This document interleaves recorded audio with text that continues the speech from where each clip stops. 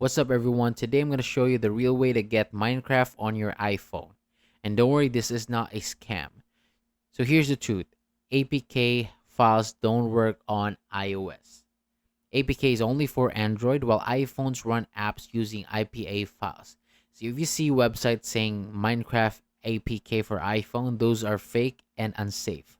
On iOS, it isn't free. The only official option it to The only official way to buy it is from App Store, which costs about 6.99. If you already have the money on another device, just sign in with your Microsoft account and worlds will sync. So please stay away from shady sites that make your you So please stay away from So please stay away from shady sites that make you do surveys, download weird apps, or ask for your Apple ID. Those are scams that can put your phone at risk.